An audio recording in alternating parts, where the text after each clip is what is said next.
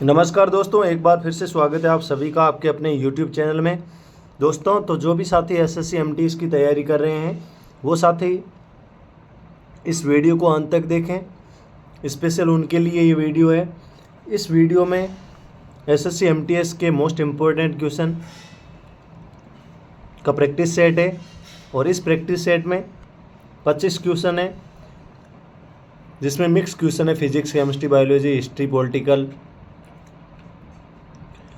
तो आप 25 में से कितने क्वेश्चन सही कर पाते हो वो आप कमेंट सेक्शन में ज़रूर बताएं और वीडियो को अंत तक देखें। और जो भी साथी इस चैनल पर नए हैं तो वो साथी चैनल को सब्सक्राइब करके बेल आइकन ऑन कर दें, ताकि जो भी नेक्स्ट वीडियो आएगा उसकी इन्फॉर्मेशन मिलती रहेगी। तो शुरुआत करते हैं। पहला हमारा क्वेश्चन है, भारतीय संविधान में संविधान सभा का गठन किसके द्वारा किया गया था? भारतीय संविधान में संविधान सभा का गठन किसके द्वारा किया गया था? पहला हमारा ऑप्शन है भारतीय राष्ट्रीय कांग्रेस, दूसरा ऑप्शन है कैबिनेट मिशन, तीसरा ऑप्शन है लॉर्ड माउंटबेटन और चौथा ऑप्शन है गांधी जी। तो भारतीय संविधान में संविधान सभा का गठन कैबिनेट मिशन के द्वारा किया गया था। इसका राइट आंसर हो जाएगा ऑप्शन बी। और भारतीय संविधान सभा का जो गठन है वो कैबिनेट मिशन योजना के आधार पर किया गया 1946 में। और यह जो योजना है वो ब्रिटिश सरकार द्वारा भारत के लिए एक संविधान सभा और एक अंतरिम सरकार बनाने के लिए उद्देश्य से भेजी गई थी। तो कभी कभी ये भी क्वेश्चन पूछ लेते हैं कि भारतीय संविधान सभा में संविधान सभा का गठन कब किया गया था? तो 1946। नेक्स्ट हमारा क्वेश्चन है, भारतमाला परियोजना किससे संबंधित है? भारतमाला परियोजना किससे संबंधित है? पहला हमारा ऑप्शन है रेलवे, दूसरा ऑप्शन है सड़क परिवहन, तीसरा ऑप्शन है जल परिवहन और चौथा ऑप्शन है ऊर्जा। तो भारतमाला जो परियोजना है वो सड़क परिवहन से संबंधित है। इसका right answer option B. Bharat परियोजना है जो भारत सरकार की एक केंद्रीय सड़क और राजमार्ग विकास परियोजना है और इसका उद्देश्य है पूरे देश में सड़क कनेक्टिविटी को बेहतर बनाना और दूर दराज के इलाकों को जोड़ना, माल और यात्रियों की आवाजाही को कुशल बनाना तथा आर्थिक विकास को गति देना। नेक्स्ट हमारा क्वेश्चन है, श्वेत क्रांति का संबंध किससे है? श्वेत क्रांति का संबंध किससे है? पहला हमारा ऑप्शन है दूध उत्पादन, दूसरा ऑप्शन है कपास उत्पादन, तीसरा ऑप्शन है गेहूं उत्पादन और चौथा ऑप्शन है तेल उत्पादन। तो श्वेत क्रांति का संबंध है वो है दूध उत्पादन से। इसका राइट आंसर हो जाएगा ऑप्शन ए। श्वेत क्रांति का संबंध दूध उत्पादन से है और इसे ऑपरेशन फ्लड के नाम से भी जाना जाता है। तो कभी कभी ये भी पूछ लेते हैं कि ऑपरेशन फ्लड के नाम से किसे जाना जाता है? तो दूध उत्पादन, ठीक है। और ये भारत को दूध उत्पादन में आत्मनिर्भर बनाने के लिए 1970 के दशक में डॉक्टर वर्गीज कुरियन के नेतृत्व में शुरू की गई एक परियोजना थी और इस क्रांति के कारण भारत दूध का सबसे बड़ा उत्पादक देश बन गया है। ये भी आपको मतलब जानकारी के लिए ज़रूरी है। कभी कभी ये भी सवाल पूछ लेते हैं कि जो ऑपरेशन फ्लड है ये किसके मतलब नेतृत्व में शुरू की गई थी? तो डॉक्टर वर्गीज कुरियन 1970 के दशक में। नेक्स्ट हमारा क्वेश्चन है, नेक्स्ट जो क्वेश्चन है कि महात्मा गांधी ने दांडी यात्रा कब शुरू की थी? महात्मा गांधी ने दांडी यात्रा कब शुरू की थी? पहला ऑप्शन है 1930, दूसरा ऑप्शन है 1920, तीसरा ऑप्शन है 1942 और चौथा ऑप्शन है 1919। तो महात्मा गांधी ने दांडी यात्रा की शुरुआत 12 मार्च 1930 को साबरमती आश्रम से की थी। 12 मार्च 1930 साबरमती आश्रम से इसकी शुरुआत हुई थी और इस यात्रा का उद्देश्य ब्रिटिश सरकार के नमक कानून को तोड़ना था और गांधी जी ने अपने लगभग 78 अनुयायियों के साथ मिलकर समुद्र तट से नमक बनाकर इस कानून का उल्लंघन किया था। नेक्स्ट हमारा क्वेश्चन है कि तुगलक वंश का संस्थापक कौन था। तुगलक वंश का संस्थापक कौन था?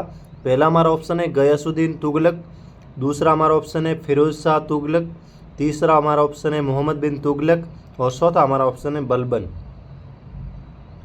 तो तुगलक वंश का संस्थापक गयासुद्दीन तुगलक थे, जिसे गाजी मलिक के नाम से भी जाना जाता है, गाजी मलिक। नेक्स्ट हमारा क्वेश्चन है नील दर्पण नाटक किसने लिखा था? नील दर्पण नाटक किसने लिखा था? पहला ऑप्शन है ईश्वर चंद्र विद्यासागर, दूसरा हमारा ऑप्शन है दीनबंधु मित्र, तीसरा हमारा ऑप्शन है बंकिम चंद्र चटर्जी और चौथा हमारा ऑप्शन है राम मोहन राय।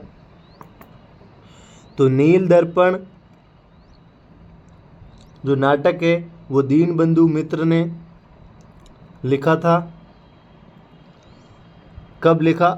तो 1858 से 1859 में लिखा था गया। एक बंगाली भाषा का नाटक है। तो कभी कभी ये पूछ लेते हैं कि जो नील दर्पण है वो किस भाषा का नाटक है, तो बंगाली भाषा का नाटक है। किसके द्वारा लिखा गया है? तो दीनबंधु मित्र के द्वारा लिखा गया है। ठीक है, नेक्स्ट हमारा क्वेश्चन है कि भारत का लौह पुरुष किसे कहा जाता है? किसे भारत का लौह पुरुष कहा जाता है? पहला ऑप्शन है जवाहरलाल नेहरू, दूसरा ऑप्शन है सरदार वल्लभ भाई पटेल, तीसरा ऑप्शन है सुभाष चंद्र बोस और चौथा ऑप्शन है डॉक्टर राजेंद्र प्रसाद। तो आप सभी जानते हैं सरदार वल्लभ भाई पटेल को लौह पुरुष के नाम से जाना जाता है। तो इसका राइट आंसर हो जाएगा ऑप्शन बी। नेक्स्ट हमारा क्वेश्चन है प्लासी का युद्ध कब हुआ था? प्लासी का युद्ध कब हुआ था? पहला हमारा ऑप्शन है 1757, दूसरा ऑप्शन है 1764, तीसरा ऑप्शन है 1857 और चौथा ऑप्शन है 1526। तो प्लासी का युद्ध 23 जून 1757 को लड़ा गया था, जिसमें रॉबर्ट क्लाइव के नेतृत्व में ब्रिटिश ईस्ट इंडिया कंपनी की सेना ने बंगाल के नवाब सिराजुद्दौला और उनके जो फ्रांसीसी सहयोगियों को हरा दिया था।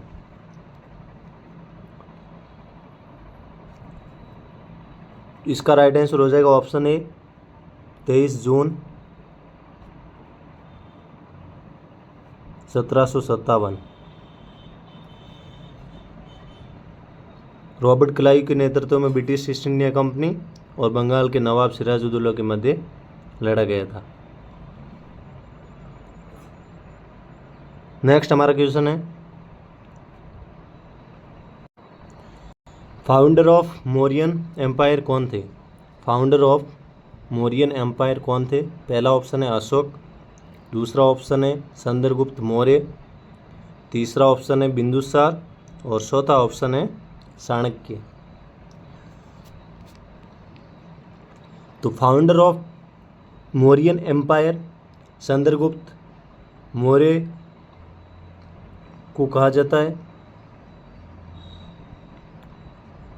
और मौर्य साम्राज्य के जो संस्थापक है चंद्रगुप्त मौर्य, और जिन्होंने 322 ईसा पूर्व में इस साम्राज्य की स्थापना की थी और इसे भारतीय उपमहाद्वीप के एक बड़े हिस्से में फैलाया था।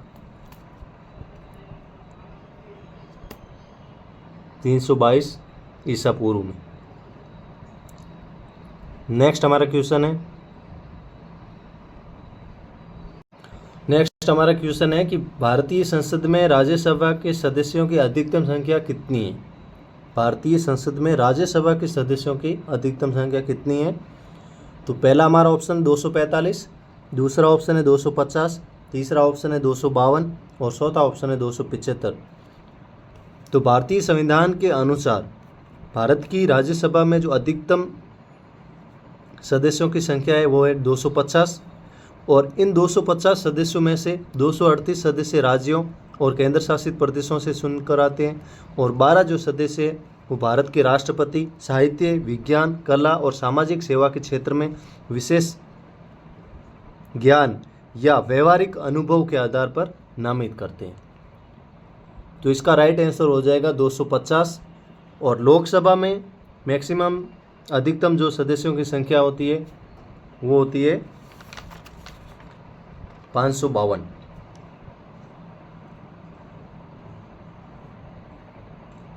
नेक्स्ट हमारा क्वेश्चन है, मेघालय की राजधानी क्या है? पहला ऑप्शन है गुवाहाटी, दूसरा ऑप्शन है शिलांग, तीसरा ऑप्शन है अगरतला और चौथा ऑप्शन है कोहिमा। मेघालय की राजधानी है शिलांग, इसका राइट आंसर हो जाएगा ऑप्शन बी। नेक्स्ट हमारा क्वेश्चन है, पृथ्वी ग्रह को किस नाम से जाना जाता है?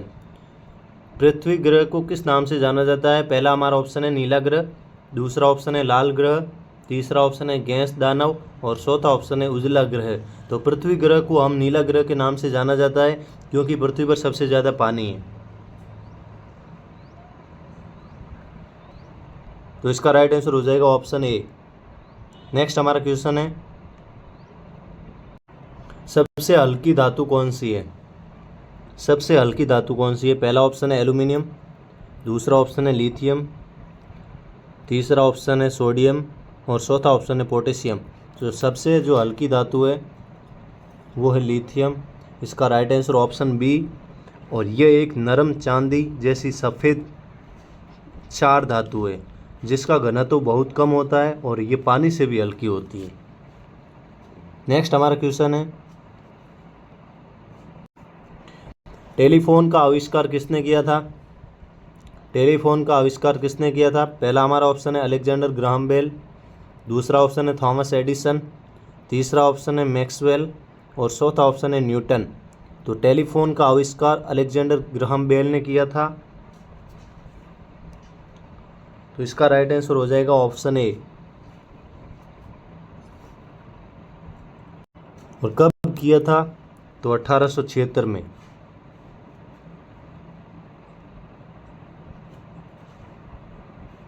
नेक्स्ट हमारा क्वेश्चन है, भारतीय अंतरिक्ष अनुसंधान संगठन इसरो का मुख्यालय कहाँ है? भारतीय अंतरिक्ष अनुसंधान संगठन इसरो का मुख्यालय कहाँ स्थित है वो आपको बताना है।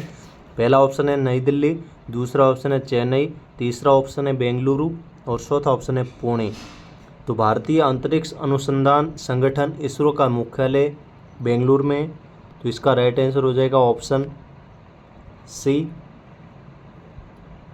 और इसकी जो स्थापना है वो डॉक्टर विक्रम साराभाई द्वारा 15 अगस्त 1969 को की गई थी। 1969 15 अगस्त। नेक्स्ट हमारा क्वेश्चन है, हरित क्रांति का जनक किसे कहा जाता है? हरित क्रांति का जनक किसे कहा जाता है? पहला हमारा ऑप्शन है डॉक्टर वर्गीस कुरियन, दूसरा ऑप्शन है डॉक्टर एम.एस. स्वामीनाथन, तीसरा ऑप्शन है नॉर्मन बोरलॉग और चौथा ऑप्शन है पंडित जवाहरलाल नेहरू। तो हरित क्रांति के जो जनक है वो है डॉक्टर एम.एस. स्वामीनाथन, इसका राइट आंसर ऑप्शन बी। और एम.एस. स्वामीनाथन जिन्होंने 1960 के दशक में उच्च उपज वाली गेहूं और चावल की किस्मों को पेश करके गेहूं और चावल के उत्पादन में वृद्धि की और भारत को खाद्य उत्पादन में आत्मनिर्भर बनाया। वहीं विश्व स्तर पर हरित क्रांति के जनक नॉर्मन बोरलॉग को कहा जाता है। कभी कभी ये भी पूछ लेते हैं कि विश्व स्तर पर हरित क्रांति के जनक कौन है, तब आपको ऑप्शन देना नॉर्मन बोरलॉग। नेक्स्ट क्वेश्चन है हमारा, मानव शरीर की सबसे बड़ी ग्रंथि कौन सी है? मानव शरीर की सबसे बड़ी ग्रंथि कौन सी है वो आपको बतानी है। पहला ऑप्शन है हृदय, दूसरा ऑप्शन है यकृत, लीवर तीसरा ऑप्शन है गुर्दा और चौथा ऑप्शन है मस्तिष्क। तो मानव शरीर की जो सबसे बड़ी ग्रंथि है वो है यकृत, लीवर। नेक्स्ट हमारा क्वेश्चन है विश्व हिंदी दिवस कब मनाया जाता है? विश्व हिंदी दिवस कब मनाया जाता है? पहला ऑप्शन है 10 जनवरी, दूसरा ऑप्शन है 14 सितंबर, तीसरा ऑप्शन है 15 अगस्त और चौथा ऑप्शन है 12 जनवरी। तो विश्व हिंदी दिवस 10 जनवरी को मनाया जाता है, आप सभी जानते हैं। तो इसका राइट आंसर हो जाएगा ऑप्शन ए। और राष्ट्रीय हिंदी दिवस 14 सितंबर को राष्ट्रीय हिंदी दिवस मनाया जाता है, 15 अगस्त को स्वतंत्रता दिवस मनाया जाता है और 12 जनवरी को युवा दिवस, राष्ट्रीय युवा दिवस, स्वामी विवेकानंद जयंती भी मनाई जाती है। तो इसका राइट आंसर हो जाएगा 10 जनवरी, विश्व हिंदी दिवस। नेक्स्ट हमारा क्वेश्चन है किस देश को उगते सूरज की भूमि कहा जाता है? किस देश को उगते सूरज की भूमि कहा जाता है? पहला हमारा ऑप्शन है चीन, दूसरा ऑप्शन है जापान, तीसरा ऑप्शन है कोरिया और चौथा ऑप्शन है थाईलैंड। तो जापान को उगते सूरज की भूमि कहा जाता है। तो इसका राइट आंसर हो जाए ऑप्शन बी, क्योंकि ये पूर्वी एशिया में स्थित है और जहाँ सूर्य दुनिया के अधिकांश हिस्सों की तुलना में सबसे पहले उगता है, इसीलिए उगते सूरज की भूमि जापान को कहा जाता है। नेक्स्ट हमारा क्वेश्चन है रामचरितमानस किस भाषा में लिखी गई थी? रामचरितमानस किस भाषा में लिखी गई थी? पहला ऑप्शन है संस्कृत, दूसरा ऑप्शन है अवधी, तीसरा ऑप्शन है हिंदी और चौथा ऑप्शन है ब्रज भाषा। तो रामचरितमानस अवधी भाषा में लिखी गई है, तो इसका right answer option B. Next हमारा क्वेश्चन है अखबार ए जहांगीरी किसकी आत्मकथा है?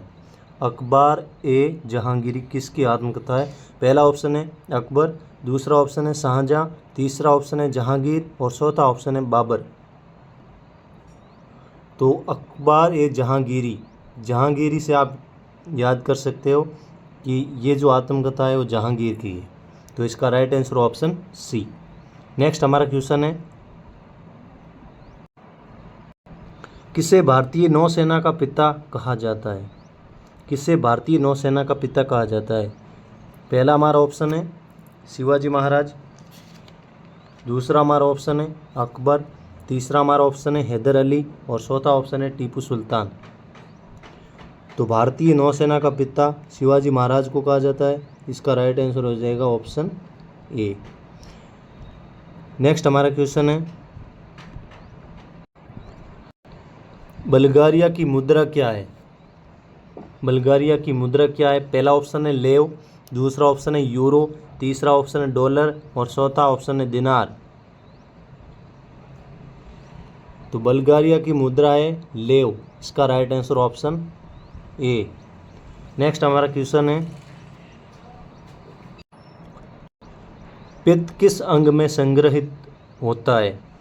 पित्त किस अंग में संग्रहित होता है? पहला ऑप्शन है गुर्दा, दूसरा ऑप्शन है पित्ताशय, तीसरा ऑप्शन है यकृत और चौथा ऑप्शन है आंत।